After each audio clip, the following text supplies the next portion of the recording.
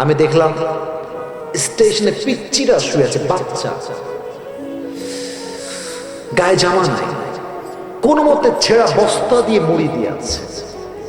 মুরব্বীরা শুয়ে আছে, বৃদ্ধা মা শুয়ে আছে, খেতা আছে, ল্যাপ নাই, কম্বল নাই। আমি বুঝলাম ফাইন্না মাআল উসরি ইউসরা, বান্দা যা আছে তাই রাখ, যা নাই তাই দেখিস না। ঢাকার গুলশানে যখন যাবেন, BMW, Mercedes, range rover, Rolls Royce, C-HR, কত ব্র্যান্ডের গাড়ি নেবেন, সব আছে গুলশানে। দেখলে মনে হবে ইসরা, আমি গাজীপুরের ছেলে, আমার তো একটা সাইকেলও নাই। ভাইরে, অনেক কিছু থাকলেই সুখী হওয়া যায় না, সুখী হওয়ার জন্য আল্লাহ রহমতের প্রয়োজন হয়।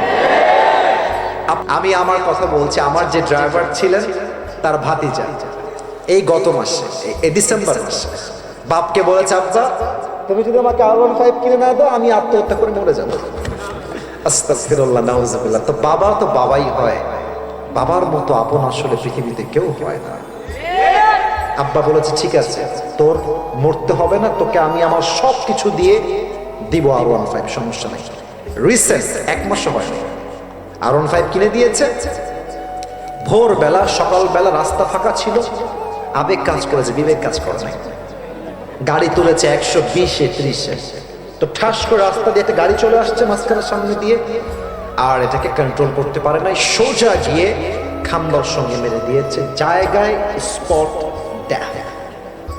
আজ যে সূরা থেকে আমরা তাফসীর পেশ করব, সূরাটার নাম হচ্ছে সূরাতু আলাম নাশরাহ।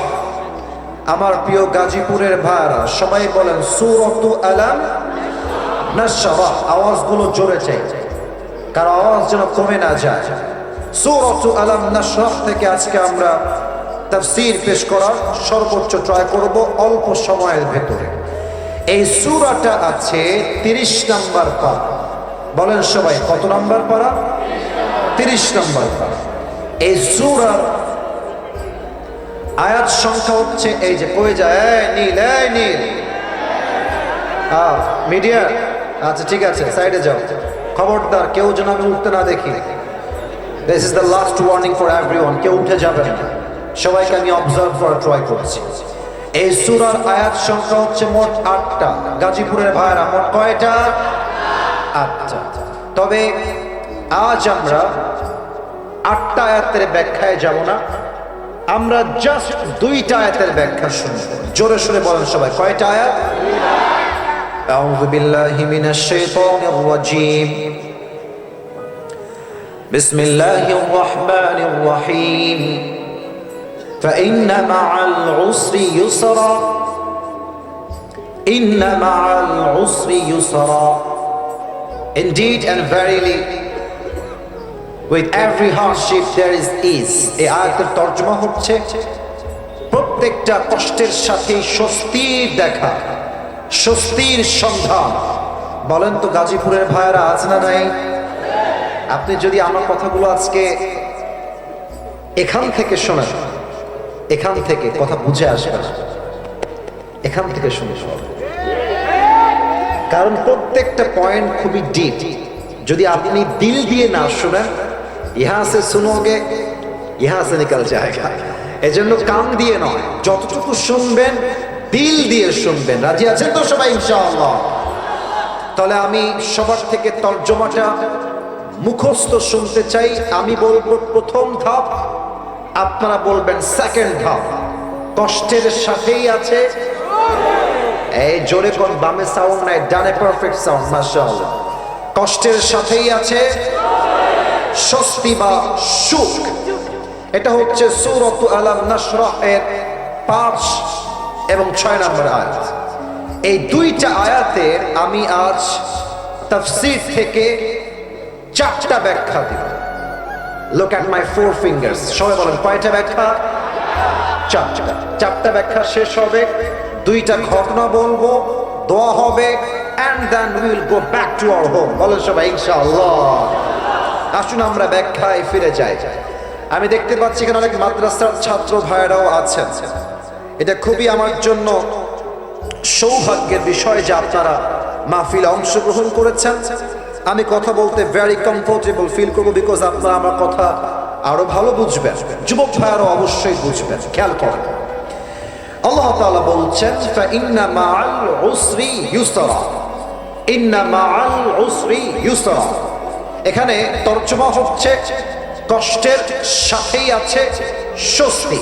খুব খেয়াল করেন, এখানে উসর তথা কষ্ট এটা আসছে আগে, ইউসর তথা স্বস্তি এটা আসছে পরে। তাহলে কষ্ট এসেছে আগে, স্বস্তি এসেছে পরে। তবে আপনি যদি এই আয়াতের দিকে অ্যারাবিক যেই গ্রামারের নিয়ম আছে, রুল আছে, সেই দিক থেকে তাকান, তবে এখানে স্বস্তি এসেছে আগে, কষ্ট এসেছে পরে। তাহলে যদি আপনি পড়তে যান তেলাওয়াত হিসেবে ফাইন্না মাআল উসরি ইউসরা, এখানে স্বস্তি আসছে পরে, কষ্ট আসছে আগে। বাট আরবি নিয়ম অনুযায়ী এখানে স্বস্তি আসছে আগে, কষ্ট আসছে পরে। এখন বলবেন হুজুর এই গ্রামারটা বলার উদ্দেশ্য আপনার কি ছিল? এটা আমার উদ্দেশ্য, এটা আল্লাহর উদ্দেশ্য। আল্লাহ গ্রামার অনুযায়ী স্বস্তিকে আগে রেখে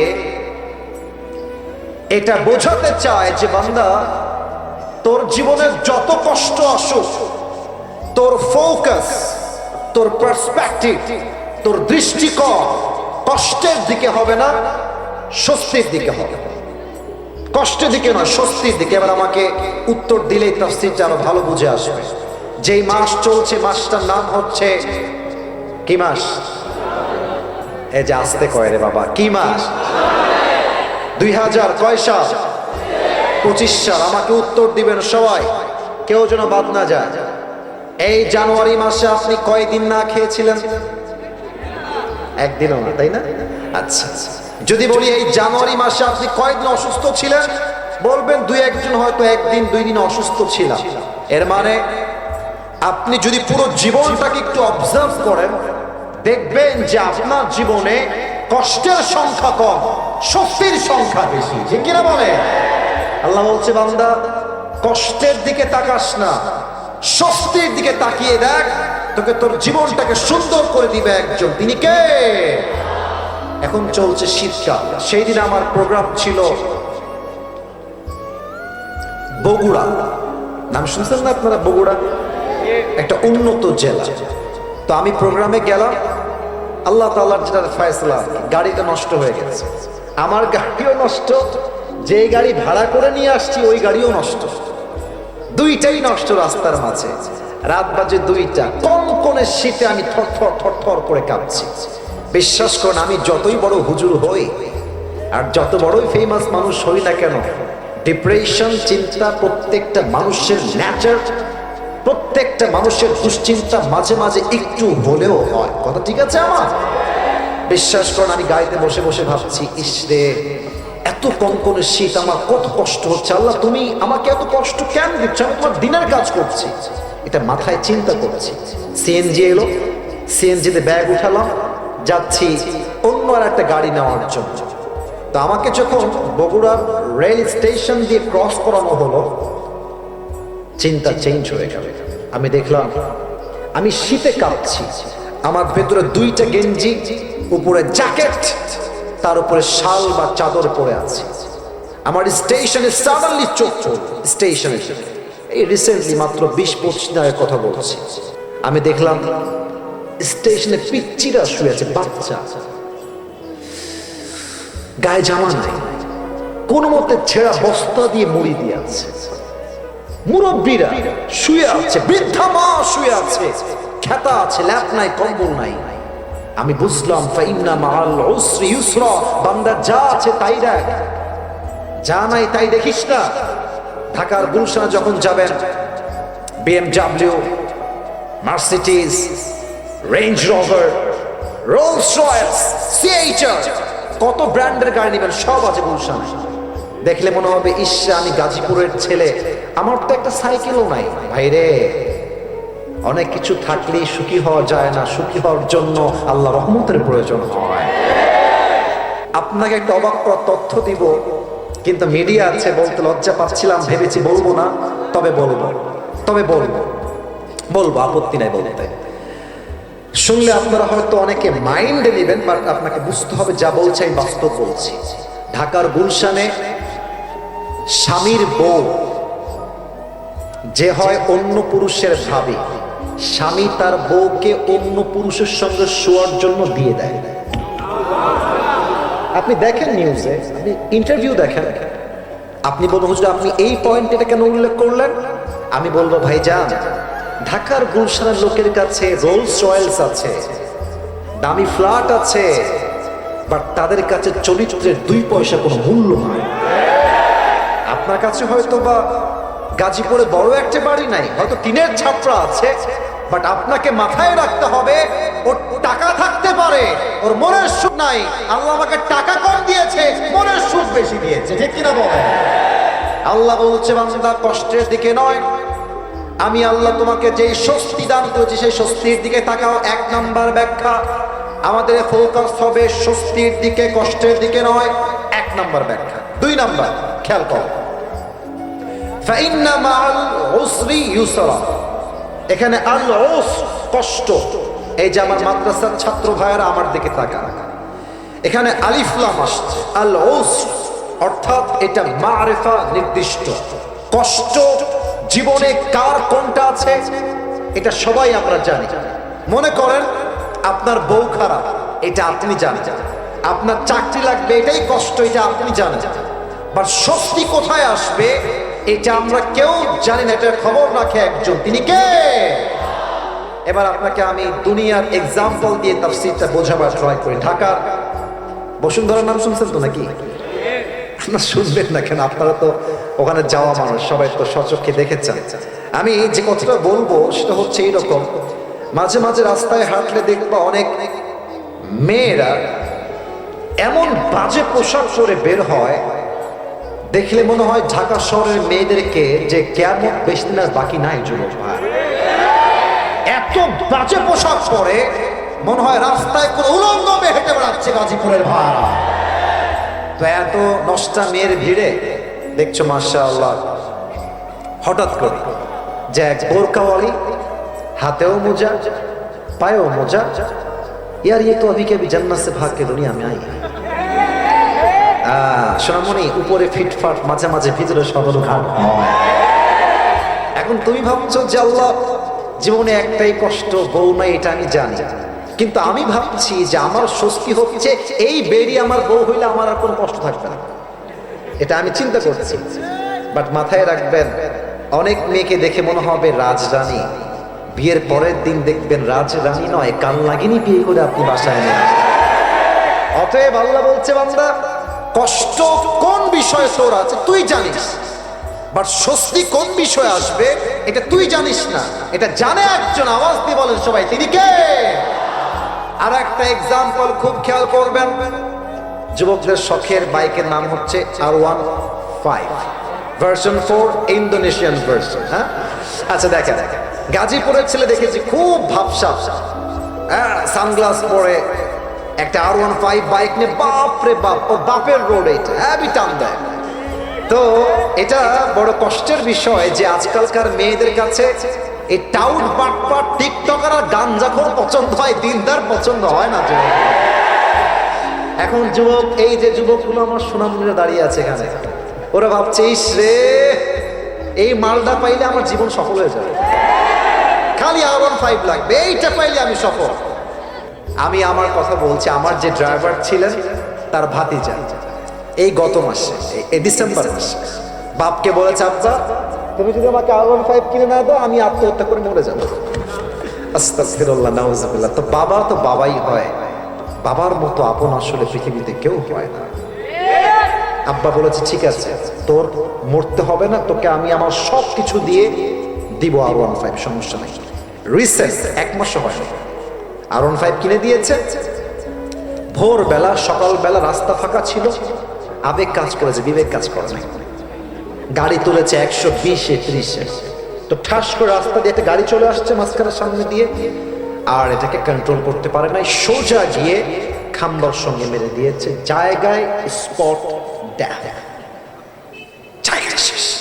আল্লাহ বলছে বান্দা, তুই ভাবছিস R15 পেলেই সুখ, তুই ভাবছিস ঢাকার গুলশানে ফ্ল্যাট কিনতে পারলেই সুখ, তুই ভাবছিস ব্র্যান্ডের কাপড় পরলেই সুখ, তুই ভাবছিস অমুক কোম্পানিতে চাকরি পেলেই সুখ। না না, তোর সুখের খবর তুই জানিস না, তোর শক্তি আসবে কোথায় এটা একমাত্র খবর রাখে একজন, তিনি কে? কথা কি বোঝা যায়? আমার তাফসীরের কথাগুলো কি বোঝা যায়? যায় যায় যায়। তাহলে এটা কয় নাম্বার পয়েন্ট গেল? এই ভাইরা জোরে কোন সবাই কয়? 3 নাম্বার পয়েন্ট আরো বড় মারাত্মক, একটু খেয়াল করবেন। ইন্না মাআল উসরি ইউসরা, ইন্না মাআল উসরি ইউসরা। দুইটা আয়াতের শুরুতে একটা হরফ আছে, এটা হচ্ছে ইন্না। সবার থেকে জানতে চাই এই হরফটার নাম কি? এই যে আমার কওমি ছাত্র ভাইরা যারা আছেন, they know this very well, তারা আমার চাইতে আরো ভালো জানে। এটা হচ্ছে হুরুফে মুশাব্বাহা বিল ফি'ল। যখন ইন্না কোনো বাক্যের শুরুতে আসে, বাক্যের মাঝে যে সন্দেহ থাকে সেই সন্দেহ সব দূর করে দেয়। অনেক যুবক মনে মনে ভাবে যে বয়স তো 25 হয়ে গেল, বিয়ে কি শালা হবেই না আমার? আচ্ছা হ্যাঁ, এরকম আছে, বিয়ে কি হবেই না, আচ্ছা আমি কি আজীবন সিঙ্গেল মরবো? এটা আমিও ভাবতাম। তো আল্লাহ বলছে, বান্দা যতই টেনশন করিস না, ফাইন্না মাআল উসরি ইউসরা, নিশ্চিত তোর সমস্ত হতাশা দূর করবে একজন, তিনি কে? ফাইন্না, নিশ্চিত কষ্ট দূর হবে। 4 নাম্বার ব্যাখ্যা, শেষ ব্যাখ্যা আমার, আল্লাহ রাব্বুল আলামিন বলছে ফাইন্না মাআল উসরি ইউসরা। এখানে তরজমা হবে কষ্টের সাথেই আছে সুখ। আমরা তরজমা মাঝে মাঝে করি কষ্টের পরেই সুখ, এটা ভুল তরজমা। এই তরজমা করা যাবে না। কারণ কি? খেয়াল কর, যদি কষ্টের পরেই সুখ তরজমা হতো তাহলে আল্লাহ বলতেন ফাইন্না বা'দাল উসরি ইউসরা। কিন্তু কষ্টের পরেই সুখ নয়, কষ্টের সাথেই স্বস্তি। আল্লাহ বলছে ফাইন্না মা'আল উসরি ইউসরা। এর ব্যাখ্যা একটা ঘটনা বলতে চাই আমি আমার জীবন থেকে। বলা যাবে নাকি যাবে না? আপনারা আমাকে ফেসবুকে আগে দেখেছেন নাকি কখনো? মানে আপনারা সব আমাকে চেনেন নাকি? আমার যে একবার গাড়ি অ্যাক্সিডেন্ট হয়েছিল, এটা কি আপনারা দেখছেন কেউ কেউ? আচ্ছা মাশাআল্লাহ। এটা 2024 সালের জানুয়ারি মাসের কথা। আমার প্রোগ্রাম ছিল, এটা আমি বানায়ও বলছি না, টাইম পাস করার জন্য বলছি না, আমি জাস্ট বোঝাবো কষ্ট আছে যেখানে স্বস্তিও আছে। আরে ডায়লগটা দেন না, কষ্ট আছে যেখানে স্বস্তি আছে। আমি প্রোগ্রাম করে কুমিল্লার দিকে আসছি, চাঁদপুরে আমার প্রোগ্রাম ছিল। গাড়িটা যমুনা ফিউচার পার্কের পাশে যে ব্র্যান্ড নিউ শোরুম গুলো আছে না, ওই পাশে ডান দিকে ঢুকে যায়। গাড়িটা কিনেছি জানুয়ারি মাসের 1 তারিখে। তো কিনেছি, আসলে দামি গাড়ি, মোটামুটি অনেক দাম ছিল ওই সময়। মার্কেট প্রাইস মেবি 55 লাখ ছিল। এটা শখ না, আপনি একটু পরে বুঝবেন যে আমি আসলে কি বলতে চাই আপনাকে। তো গাড়িটা কিনে খুব শখের গাড়ি, মাশাআল্লাহ, খুবই সার্ভিস ভালো অ্যান্ড লুকিং জাস্ট ওয়াও, দেখতেও সুন্দর। তো চাঁদপুর থেকে আমার প্রোগ্রাম, আমি আসবো কুমিল্লাতে, এসে ঘুমাবো। তো দেখবেন যে গ্রামের যে রাস্তাগুলো হয় তিরিং বিরিং রাস্তা, একবার ডানে গিয়ে আবার বামে গিয়ে আবার ডানে।